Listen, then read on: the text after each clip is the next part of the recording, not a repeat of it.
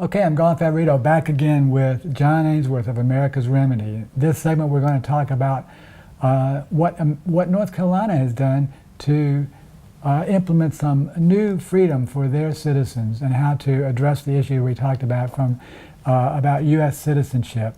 But John, before we start, a lot of people think U.S. citizenship is a good thing. You know, we still have states' rights and that sort of thing, supposedly.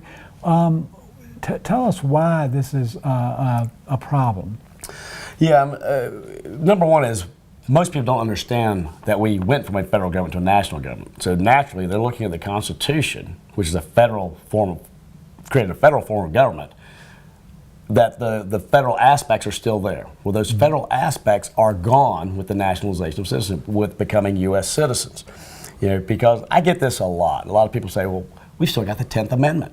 You know, not delegated to Congress is reserved to the states. And most people, and it's not taught, that Reconstruction, that the nationalization of citizenship got rid of state rights. We don't have that. The 10th Amendment is a mere nullity.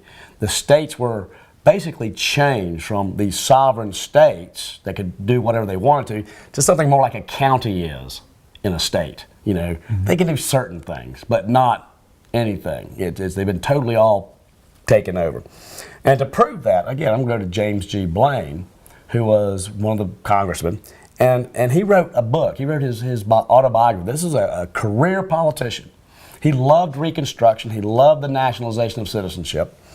And in his book, 20 Years of Congress, he says this: as the vicious theory of state rights had been constantly at enmity with the true spirit of nationality, the organic law of the Republic, which is the Constitution, should be so amended that no standing room for the heresy would be left.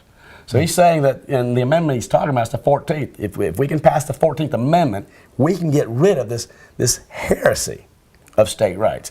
But he goes on, and he starts talking about the 14th Amendment, and he starts, proving this.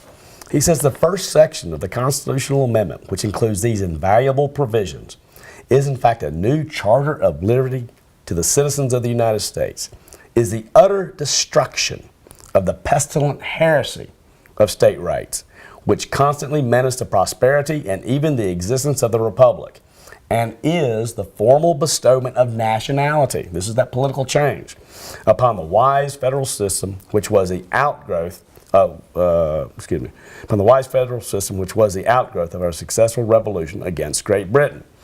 I mean, but he wasn't done there. You know, originally sovereignty resided in the individual states, in the people of the individual states. They were the sovereigns. Remember, we did that quote from the Federalist Papers. Each state, in ratifying this Constitution, is a sovereign body, only bound by their own will. Well, what nationalization of citizenship did was change the sovereignty from the people to Congress. And Blaine addresses this in his book, and this book was written in the 1880s. So this is the original intent. This is from the beginning.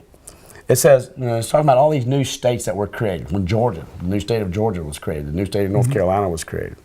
All these new states, all these new governments were ordained in the spirit of liberty, all prohibited the existence of any form of slavery, and all heartily recognized the supreme sovereignty of the national government as having been indisputably established by the overthrow of the rebellion, which was undertaken to confirm the adverse theory of state rights.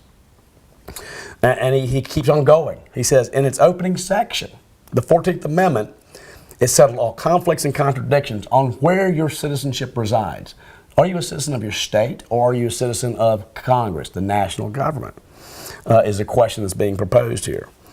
And you're going to see he's actually going to admit to this radical change. So look at these words. He says the opening section of the 14th Amendment settled all conflicts and contradictions on this question by a comprehensive declaration which defined national citizenship and gave to it precedence of the citizenship of a state. All persons born or naturalized in the United States and subject to the jurisdiction thereof are citizens of the United States and of the states wherein they reside. These pregnant words distinctly reverse the origin and character of American citizenship. Instead of a man being a citizen of the United States because he was a citizen of one of the states, He is now made a citizen of any state in which he might choose to reside because he was antecedently a citizen of the United States. The consequences that flowed from this radical change in the basis of citizenship are numerous and weighty. And that's where we're living today, is this radical change. This radical change is the political overthrow of the Constitution as a federal document and the changing of it to a national document. And so a lot of these phrases, like with Abraham Lincoln, that he was there to preserve the Union. No, he wasn't. He was there to create a nation. He got rid of the action of the government, got rid of the federal union, and created a nation. And I want to say this one other thing is when you read the Optional War was not to interfere with the rights of the states. That's what the New York citizens fought for. That's what the Wisconsin citizens fought for. That's what the Ohio citizens fought for. They were not fighting to get rid of their own state rights. They didn't hate their own state rights so much they're willing to go fight a war on it. And so you see that the federal government, this is how the northern states lost. They all became subjugated citizens to Congress, which is what we're living under today. Wow. And that's amazing history. But y'all have done some very special things to circumvent this problem in North Carolina. You've got a North Carolina shirt on here that's going to be interesting we can talk about in a little while. But tell us some of the things that y'all have done in North Carolina to get around this unconstitutional act. Well, one thing you have to look at is it an unconstitutional act? And what is an unconstitutional act?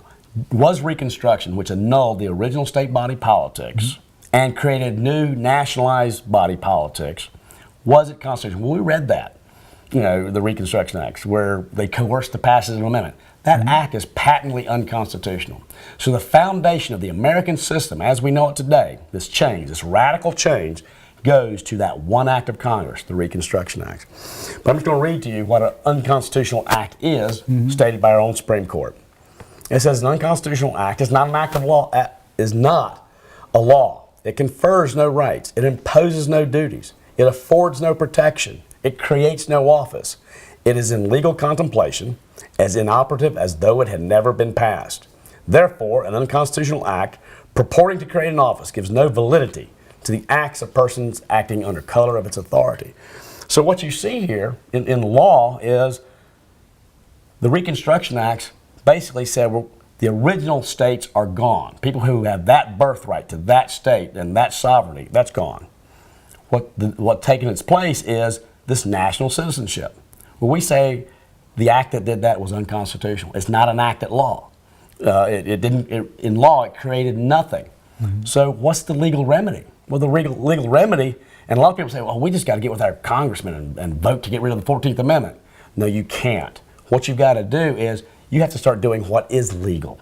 And what is legal is recognizing the original state constitutions as lawful. And the original laws, because they were never changed by the consent of the free people of this country. They're still valid. They're still there waiting for the people to go in and repopulate because those constitutions, those states, because all a constitution is a piece of paper. But it creates offices. It creates an organic, live entity if people will participate in it. So what we're calling for, and what we did in North Carolina, is we did a declaration of reestablishment. We're going to recognize the original Constitution of North Carolina as being lawful and valid, and we're going to have oaths of allegiance to it. We're going to start paying taxes in there. We're going to treat it as very real, and we're going to give notice to the powers that be. This is what we're doing because we believe the Reconstruction Acts were unconstitutional, and the state body politics and their governments that are in place now are usurpations of power. And so what we're about is hitting the reset button, is go back to what our founders put into place, to where we can be a free people out from underneath the federal will, this nationalized will, where they dictate our rights to us and force us into what they do. And so this is what we're doing in North Carolina. And so we hold elections. I have been the past sitting governor of the reestablished state under the original North Carolina Constitution before.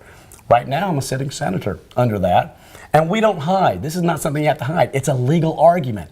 And most Americans have this legal right to do this again. Fascinating. And I know you also have identification cards and We do have ID for the cards citizens in North Carolina. because we don't recognize them as valid. Fascinating. We're going to talk more about that when we come back, and what your state can do as well as what North Carolina has done.